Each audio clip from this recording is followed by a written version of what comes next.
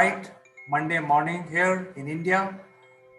It's quite sunny, and the rain and the gloom has become thing of the past.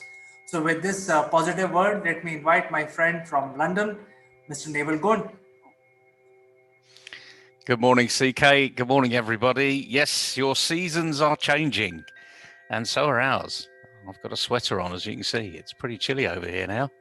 So, heating's on, sweater's on, and we're into a new season. American elections this week. So, we'll see what happens over there. And unfortunately, the weekend, one of my idols passed away. Quite a sad event, really. Sean Connery, or as most people will know him as James Bond, the original James Bond. Well, I have one word to describe this: bond is broken. And Bond is broken. Very true. Very true. He certainly did. He certainly did set the tone, and it was very, tongue-in-cheek. Somewhat misogyny was going on in that era, which was, if you like, acceptable at that time, if the word acceptable can be used. But he certainly did set the tone, and it was very tongue-in-cheek. And we saw new gadgets from Q, and we've seen rapid change actually, and we've seen many other people try to take the role on. Daniel Craig, as we know, is doing his last films now, so I suppose we're all going to see who's going to be the next Bond. Maybe it'll be a woman like Doctor Who. Doctor Who was the current Doctor Who's a female, so you never know. You never know. maybe the black guy. Yes, could be. Could be. As I say, you never know. It's about time we sort of mixed it up a bit.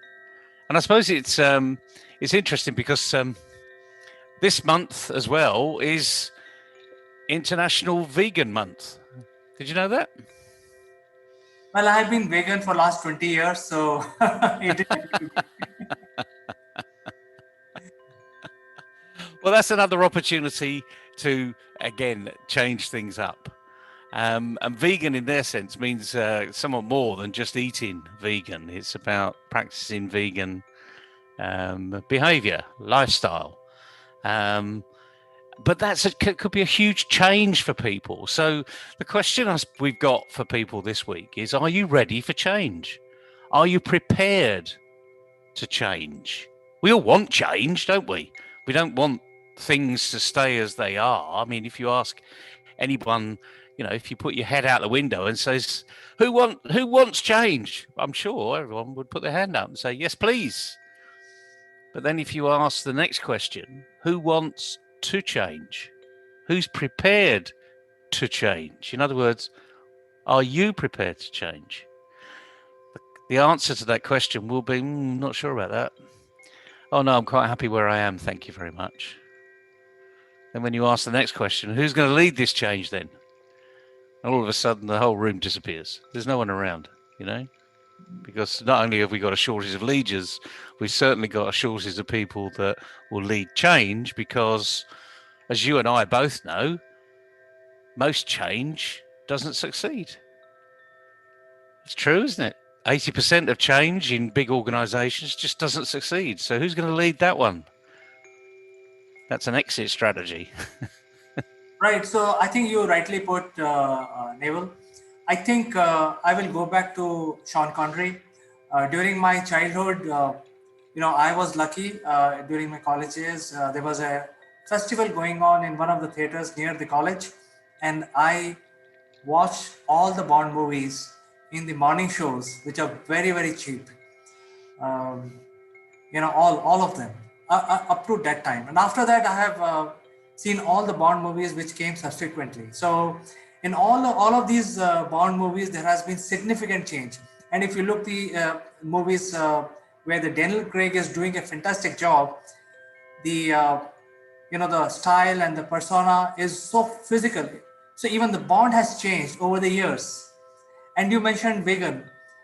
I think when I was in US, I did not find any trouble while I was in US because there were a lot of vegan friends, a lot of vegan restaurants available for me to go, and there was acceptance also. So to bring that change in other parts of the world, I struggle sometimes. But Neville, I don't have any animal product on us. We don't have leather, belts, shoes. So it's not only the eating habits, it's also the lifestyle which comes along, and that requires a lot of change. So if we talk about business, as you rightly said, nobody wants to change and nobody wants to lead the change. And that is where the concept of risk management comes in, where the change manager has to incorporate the risk associated with every change and then make the changes which are appropriate so that you succeed. And as you rightly said, if you just change without any risk management, the chances are the organization will fail. But if you do a subsequent risk management and change towards positive, I think that likelihood of positive change is very, very high. Yeah, you're absolutely right. I mean, as you say, it's a bit of risk management, but like anything else, we've got to do any sort of change. We all want to improve. Everyone says they want to improve. They want to get better. But the interesting thing is, they don't actually know what they do. They don't know how they do it. They sort of know the process because it's repetition. I did this yesterday, I'm doing the same today, and I'll do the same tomorrow, and I'll do the same ad infinitum. But the question is, if you're not prepared to change, you're not going to improve.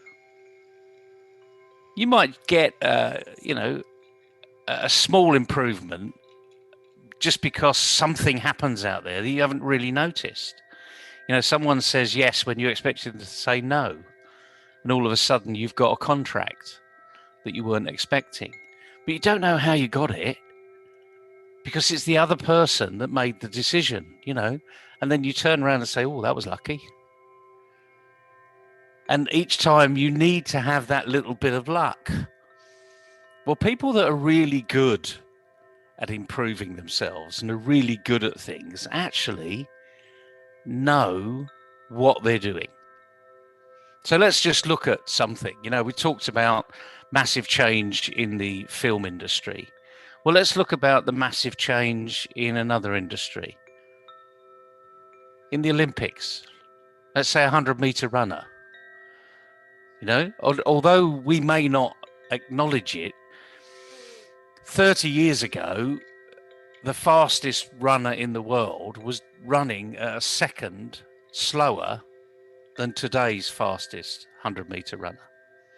So Usain Bolt is approximately a second, 1 second. That's almost 10% better than we were 30 or 40 years ago. That is a huge stride because we're only talking over 100 meters. You can actually see 100 meters. And to be 10% better internationally on a world stage is something to be recorded, something to be reckoned with. But now let's look at all of the different athletes, all of the sizes of the athletes that we've had over that 30, 40-year period.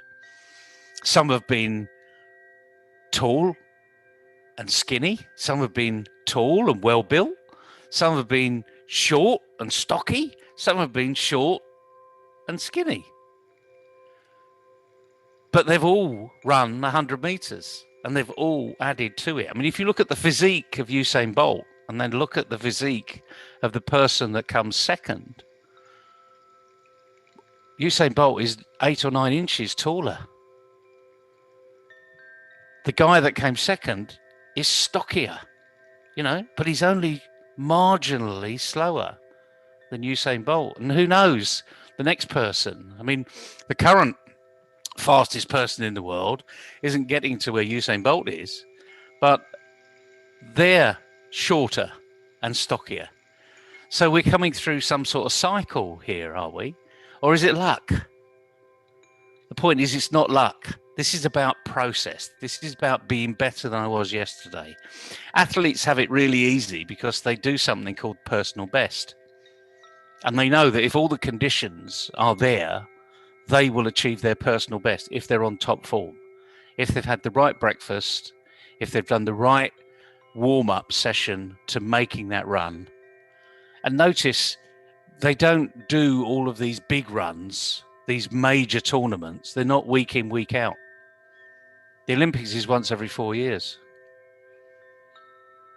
World Athletics, again, once every 4 years. So they have a huge build up period. But in business, we don't have once every 4 years. Most SMEs, it's week to week, month to month, day to day. But the thing about this is, the message this week is, if you're not prepared to change, you won't improve. And then the issue is, what are you going to change? Just do something slightly differently. Go and practice, go and experiment. Something that isn't going to make a massive impact in your organization, but something that ultimately could make a big impact if you do things slightly different than what you're doing today. Hope that makes sense. Neville, if I take this learning from you and apply verbatim as it is, I mean, you mentioned about the athletes and the advantage the winner has is only few microseconds. And that is what makes all the difference between gold and silver. So you see, a few advantage in a business also will make a great deal if you're able to change and make those few advantages add to your own business. So I think if I have to apply your teaching today in absolute businesses, the message I can give to my clients and my prospect is that, hey, change is inevitable. And I think as a business, we should be able to change. And today, for next 2 years, we know for sure that digital age has arrived finally. So why not leverage it? So I think that is one thing which the today's entrepreneurs who are waiting and watching, the message is very clear. I think you should embrace the digital age, change, leverage experience of people like us, myself and Neville and our colleagues. We can help you there. Absolutely. I mean, as you say, the digital age is here. It's been here for a number of years. It's something that some people have recognizing that it's actually landed because of COVID. They've been stuck at home. They haven't been able to go to their businesses. So just embrace it. Don't worry about it. Change is inevitable. Just do something slightly different than you did yesterday. That could be, go onto LinkedIn and renew some of your relationships that you have forgotten for a while. Pick 5 that you haven't spoken to a while and just send them a little note. Not spoken in a while. COVID's really made a mess of the world. How about having a discussion and seeing where we can go? If you don't make that first step, don't expect someone else to do it. Leadership is about doing things, and good leadership is about getting ahead of the curve and doing things first, being the trailblazer, that experimenter, getting ahead of that curve. And let's face it, that curve has been flattened, as they said, for some time now. So just do something different, and it's within your capability. You're an entrepreneur. You've done something different to become an entrepreneur. Trust me, all you got to do is go back and think, what did I do then? And try again. Just see what's happened, what's changed. And then you'll get better. It's as simple as that. Absolutely, Neville. I think these are very good advice today you have given to our viewers. Uh, I think they can add little change to their lifestyle, the way they do business, the way they reach out their clients and prospects and employees and investors. So with this, we can end our discussion today. I think it's a good learning for all of us. And I'd like to say thank you to you for today's advice Pleasure. and tips. Well, let's hope people can go and do it, because let's face it, the world needs leaders. It needs entrepreneurs to get out there and do something. So Take this advantage. This is the first Monday in November. Make the change. Thank you so much, Neville. We will catch up again tomorrow. Cheers, CK. Bye, everybody. Bye bye.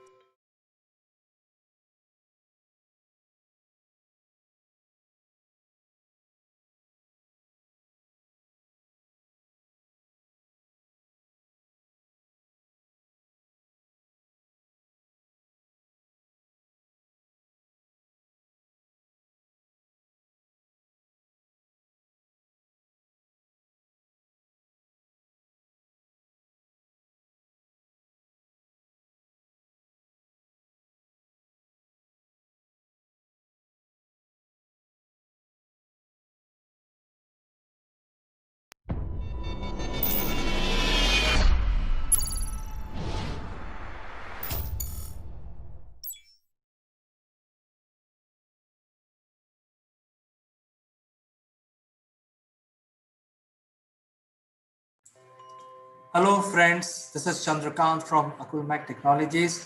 And in this series, we are on the journey of understanding our digital quotient or digital intelligence. So, as you know, digital intelligence has become one of the key skill to have.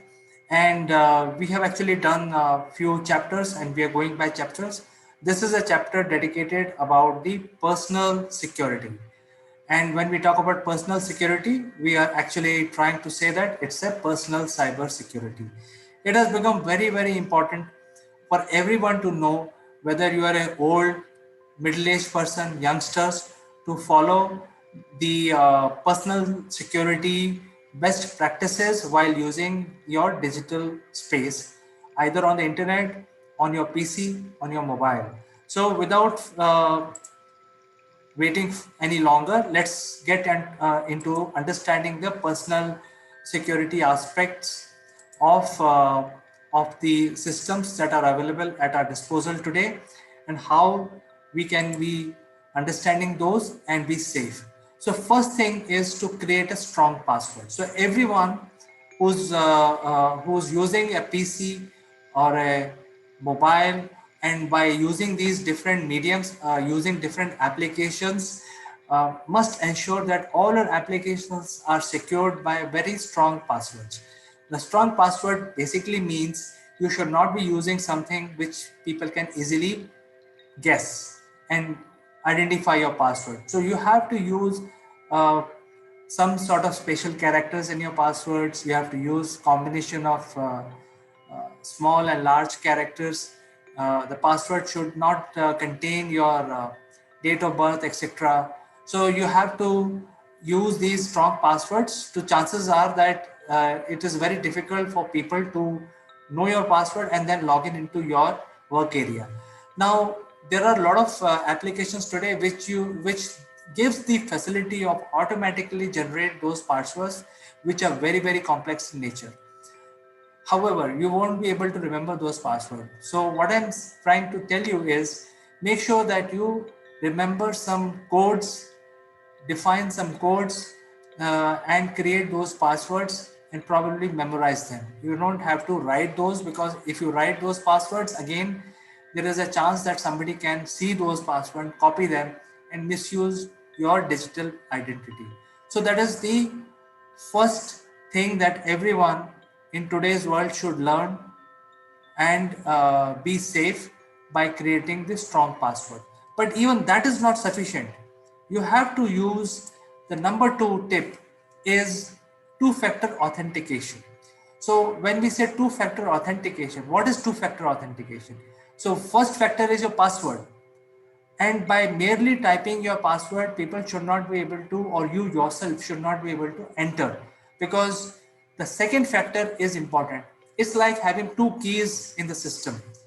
You know, in olden days, the bank safe used to have two keys, and both keys have to be used simultaneously in order to open the safe. So it is similar to that. So ensure that two-factor authentication is enabled not only in your Facebook but also in your emails, your mobile, your PC, everywhere. That means It is similar to a banking login where you enter your password and the OTP is generated, which is valid for 5 minutes, and OTP is your second factor. So this makes uh, your work area to be misused very, very strong. I mean, in the sense that nobody will be able to penetrate if you have two-factor authentication security enabled. So please go ahead, enable two-factor authentication in your Facebook, in your LinkedIn, because all of these applications today are providing these features for free. So enable that whenever you try to log in into Facebook and LinkedIn or Instagram or your email, the code will be sent on your mobile as an OTP. Enter the OTP, which is very unique, valid for 5 minutes or 10 minutes, and then you will be able to enter your work area. Next is identifying, because we are using all these social media platforms today. We create our accounts and then we use in some way or other. So the chances are that most of us are using all of these which are listed here, but then there are so many others. We create a profile and then we forget about it. However, the advice is to go and check the privacy policies and security settings in all of these different uh, platforms. So if you look at Facebook, there is a facility where you can control who can watch your updates and who can see your credentials, who can see your photographs, and whose update you want to see on your wall, etc. So make sure that these settings are appropriately applied on your individual social media accounts, because your identity will be leaked only through social media, because your social media, if it is not set properly, is open to public and anybody can access to your personal information, your personal pictures and your personal profile, and can be misused. So therefore make sure that you go and update these security settings as per their policies. Also ensure that you set up the privacy policies appropriately what you want. These platforms keep coming out with new updates, new stronger security policies. So every time these platform announce that there is an update in the security policy, you as an individual must log in and check what has changed and make sure that your security policy is up to date as you want it. So if you take these actions, the chances are your personal information will be secured. What is happening today is something called phishing. You must be hearing this in news and also in articles that the phishing has happened and so has lost so many millions of dollars. So what is phishing? Phishing is sort of a copying of your legitimate business. Say for example, if there is a bank through which you deal, you do your banking, the bank website will be fished. When we say fished, it's like when you get an email from these, these sources, it will look like your bank web address. However, if you see carefully, these web links will be, there will be one alphabet different. And without looking at these links, you click on them thinking that your legitimate bank through which you're doing business has sent you some information, and you click on those links.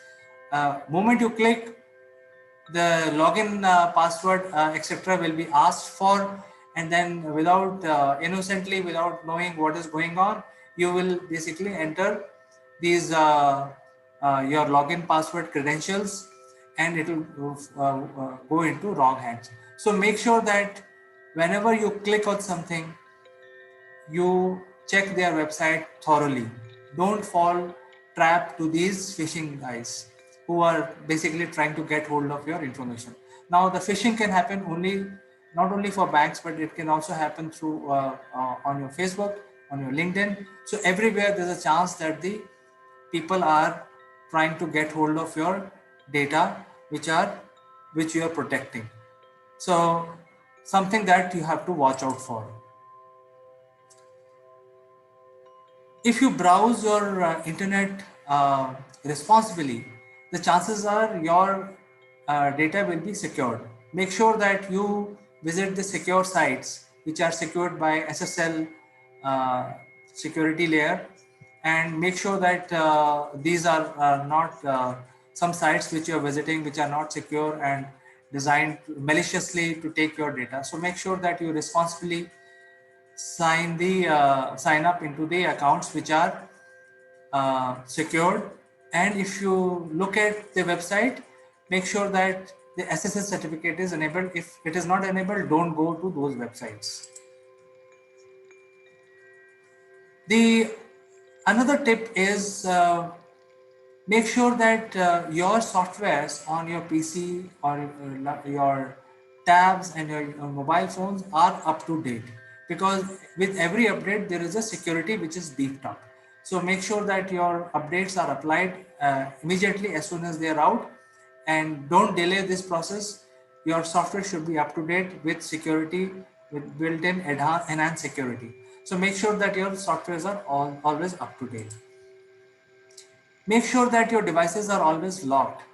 So a lot of these devices gives finger scanning or face reading. Make sure that you enable all the security measures which are available in your devices, and they are always locked, so that even by mistake they should not be misused.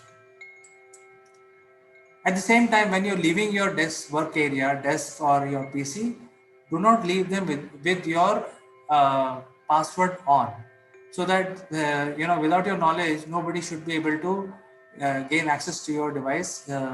So whenever you leave your device unattended, make sure that you leave them in a locked uh, format, not in unlocked format, so that your security cannot be taken away by somebody without your knowledge. There are a lot of antivirus, anti-spyware softwares which are available. If you can find some good anti-spyware software, you should actually get those softwares installed on your mobile as well as on your PC. Make sure that these spywares are not downloaded, because the spywares, by as a name suggests, is a software which will do spying on you without your knowledge. So if it is downloaded on your PC or your mobile, all your activities will be recorded and sent to the person who wants to gain access to your private life. So make sure that you have a spyware installed on your PC or on your mobile, to make sure that you are safe and sound, secure from all these spyware attacks. And last but not the least, you have to use backups. Make sure that you take the backup of your devices, and in the in this way you are able to save your data. Now when we say backup, it's not merely copying all your files. It's basically a backup of your all your files on your device with date. So when you actually do your backup, you will be able to restore your backup with date, and this way, even if your data is stolen or something like that, you will be able to restore your devices in future. So with this, if you take these steps, your life will be much more secure, you will be much safer. And as in post COVID era, everyone is moving on the digital arena, your usage of digital platforms will be much more secure, safer, and you will be able to successfully use all of these devices without losing uh, control on your safety, security, and your personal data. So with this, I will say goodbye. Make sure that you follow these tips. Whoever knows about these tips, good enough. But if you don't know about these tips, these are the simple tips which you can follow in your day-to-day life and be secure. We will meet in the next chapter of DQ. The whole goal of this series is to basically enhance the digital intelligence for everyone, for all citizens of the world. Do write to me if you have any comments, and I will take those comments in the next session. Until then, bye bye.